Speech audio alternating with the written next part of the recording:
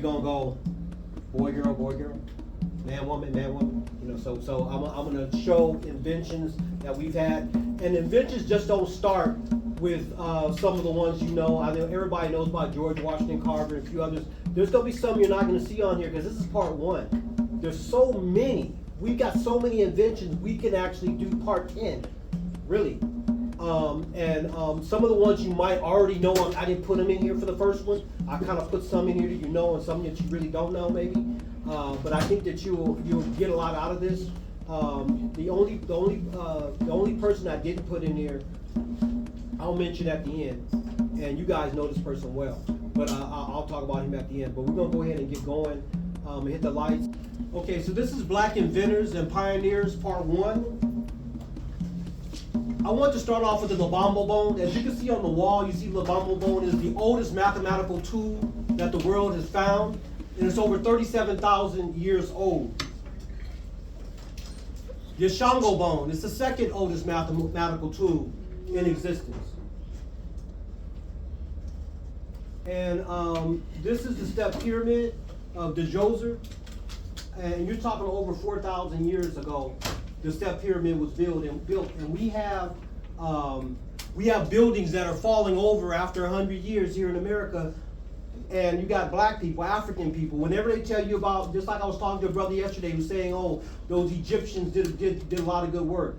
These Egyptians, but they weren't black. Yeah, they were black.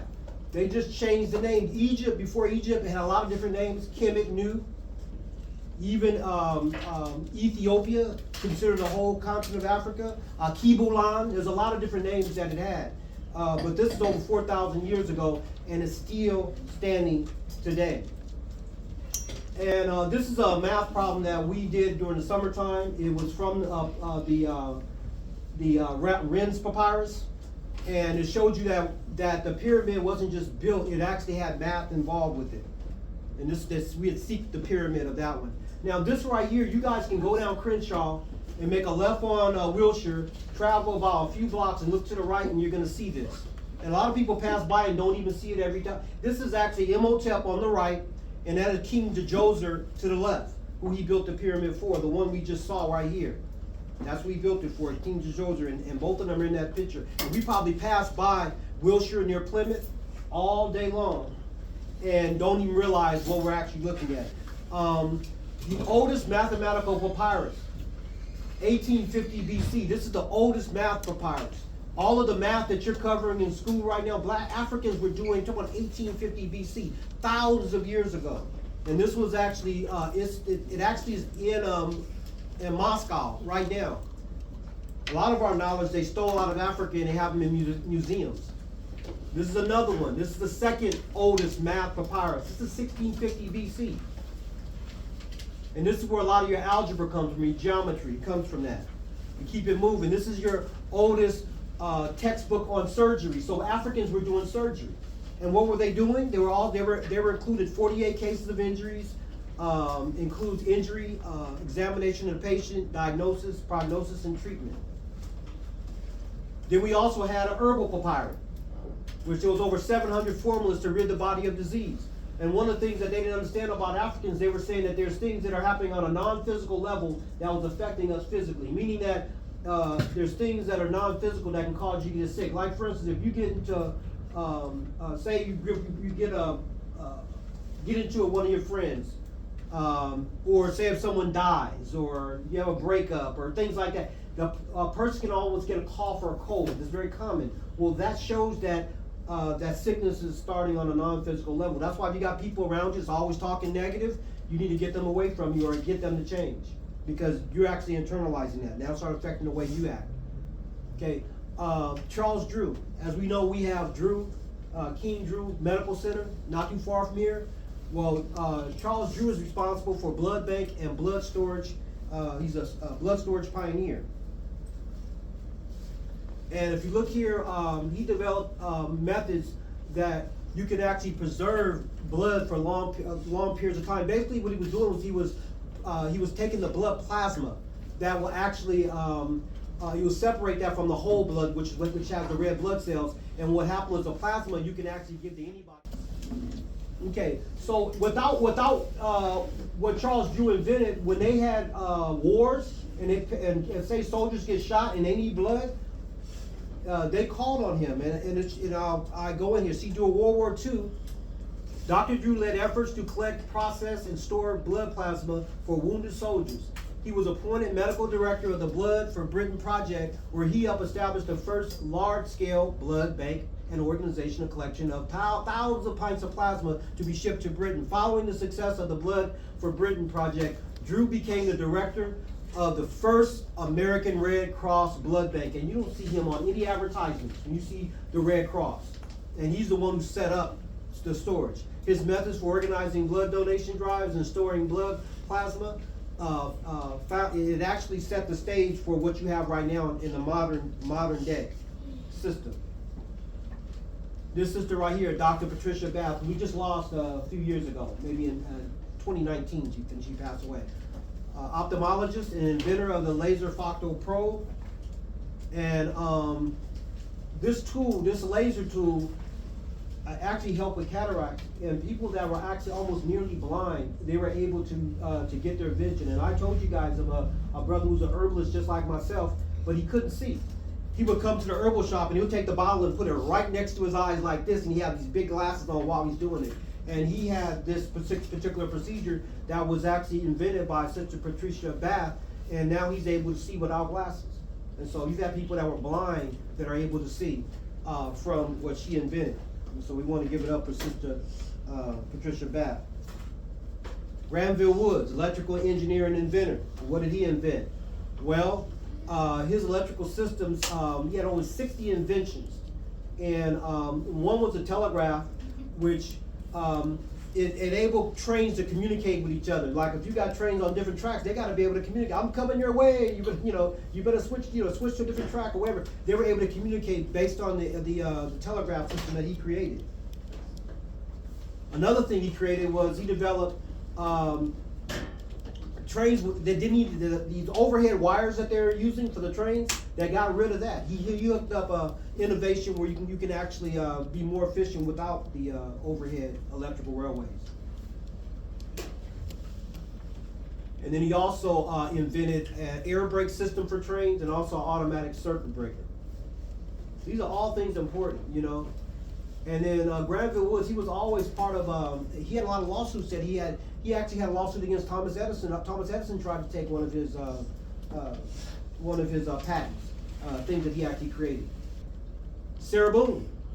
Now, she didn't invent the iron board, but she improved on it. If you see how the iron board is shaped, it's shaped so that you can get the corner of the sleeves and you can get the pants and the legs. It's set up that way. Well, she got a patent for that in 1892.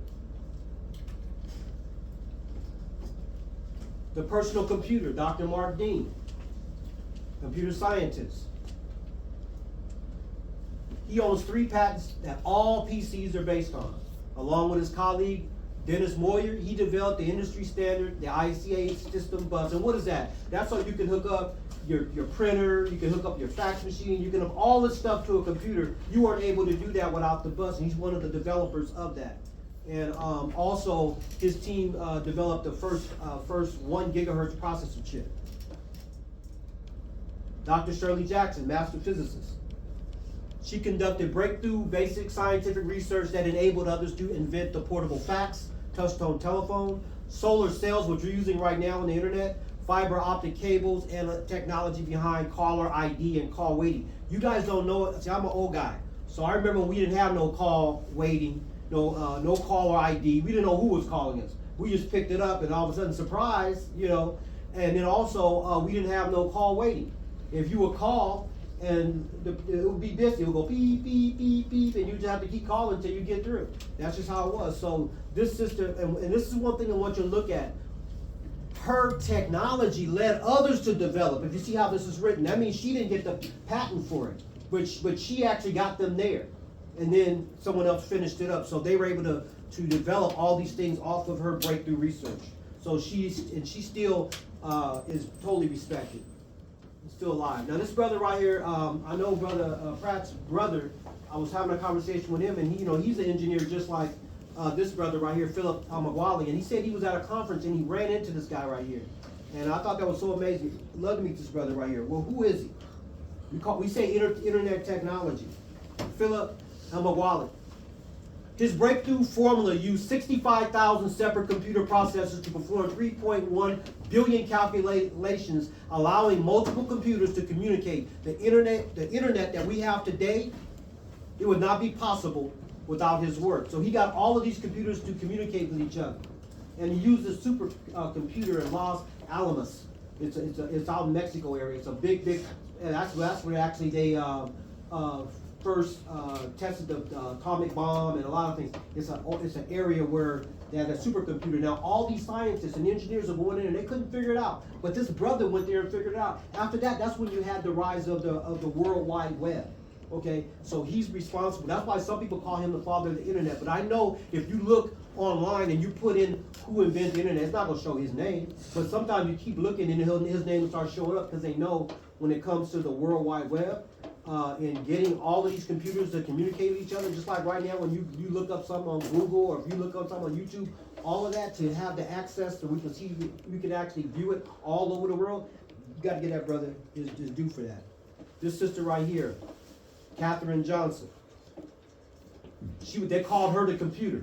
She was so good at math. Katherine Johnson successfully calculated the math necessary for an astronaut to orbit around the Earth and make a successful landing. Her mathematical skills were so immaculate, she would correct mathematical calculations by other computer technicians on a regular basis. Her calculations were the only ones with the full confidence of NASA to make a successful landing. This brother right here, cell phone technology, Dr. Henry T. Sampson. This black man is really the one who's been given the invention of the cell phone, because it's his cell phone technology that was used to make the cell phone. There's a gamma electric cell, and he patented that on July 6th of 1971. Patent number 3,591,860. With this breakthrough, portable cell phones were possible using radio waves to transmit and receive audio signals. And so he's responsible for the cell phone that you use right now. That technology that led them there. Bessie Coleman. How many of you know who Bessie Coleman is? Okay, so you already read about her. So Bessie Coleman was the first African American woman to receive a pilot license in 1921. Mae Jemison, the first astronaut in space, carried a picture of Bessie on Mae's first mission in 1992. She was also a motivational speaker, encouraging other black people to refine and develop their craft. Richard Spikes, automatic gear shift directional signals. You know, like when you're about to make a right turn or left turn, you got to hit that signal? Well, he wasn't the very first. They have something called a semaphore that they had before that, where you actually have to hit a little button and it'll make a left, it'll do a right. You actually have to physically hit each side for it to do that. But this directional signal is very similar to what we have today, where we just hit a lever. And we owe this brother right here, Richard Spikes, the automatic gear shift and directional signal. The gear shift, so that car can go from one gear to another. You know, like when you're driving, when you start off, you'll hear it kind of jump up a little bit in certain cars. That's a changing gears so it can get ready to go for faster speeds. It has to be on a stronger gear so it can handle the higher speeds. Okay, Dr. Mae Jemison. She's an astronaut and physician. A lot of people don't know that she was a doctor as well. She's an engineer, physician, and former astronaut for NASA. She became the first African-American woman to travel to space on the Endeavour shuttle in 1992. She was also a former physician who improved the health practices by setting guidelines for health and safety while in the Peace Corps in 1983. And she's only 7 years older than me, or 8 years older than me. She did a lot in her period of time. The lubricating cup. This is Elijah McCoy. How many of you know about Elijah McCoy? You heard about Elijah McCoy. Elijah McCoy, what did he do? Well, he invented the lubricator cup. It was patented in 1872. And what it does, this device allowed the lubrication of axles and bearings from train engines when the train was moving. So what they would have to do is, before he invented the lubrication cup, they would have to oil and stop the train, oil it, stop it. You know, it was just a long process. But this actually allowed it to automatically lubricate a car engine. Think about if you were coming to school and your parent have to stop over and put some oil, start oiling the parts of your car before continue to go. I mean, these are things that are crucial. How many of you ever heard of her? Madam C.J. Walker, Hair Care Empire. She's done a whole lot. Actually, I can actually do a whole lecture just on her, because not just the things she did. She was a self-made millionaire, one of the first self-made millionaires here in America. She had in the 20th century, her hair care was really for black women, because they noticed that the hair care that they had there was not really suitable for black women. So she said that she's gonna make things that are actually suitable. She made lotion, she made shampoo, she made all kinds of things. She had this Walker's Wonderful Hair Grower as well. I might get some. Okay, and then we have Lonnie Johnson, Super Soaker. How many of you guys know that he invented the Super Soaker, our brother? And you can see he has it in his hand. Well, this brother right here, the Super Soaker gun, he actually sold the rights. And this is something too you have to remember. The word patent is actually sort of like your copyright. What they mean, your license, like saying that you invented this. So say for instance, like Gary Morgan, which will be on part 2, because I got so many on this one. Gary Morgan will invent the street light, right? Okay, he sold that for $40,000. So now think about all of the different communities that need street lights all over the world. Every time they do that, whoever has that patent, their family gets paid. That $40,000 is nothing. Sort of like the $5 million at Bruce's Beach. They sold it for $20 million a beach. So these are things we have to look at when we start talking about people that invent things. Look at those that are giving things up. Now, this brother actually, he made $73 million. So, if you can take that $73 million and invent some other things and keep it moving, maybe. But they made over $200 million off of his project. So, anyway, those are things we have to look at. Super Soaker, Lonnie Johnson. But also, I read about Lonnie Johnson. When he was 10 years old, guess what he built? He built a robot, a remote control robot. A 4 foot, like 4.5 foot robot, remote control at 10 years old. So this brother, he's so you can start very early in what they call STEM.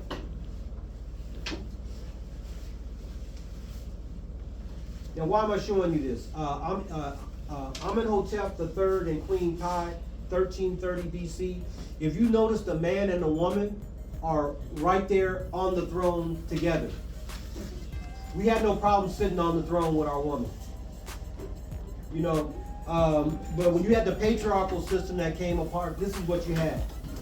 You had the Abe Lincoln effect, where you have him sitting by himself. Wow. And that's kind of what we have there. So this is what we wanted.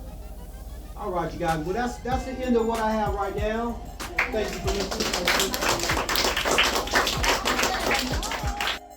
There's one more. There's one more invention. There's a guy that invented something that's really, really good for colds, flus, respiratory. And his name is Thabiti. He makes a product called CNS Formula.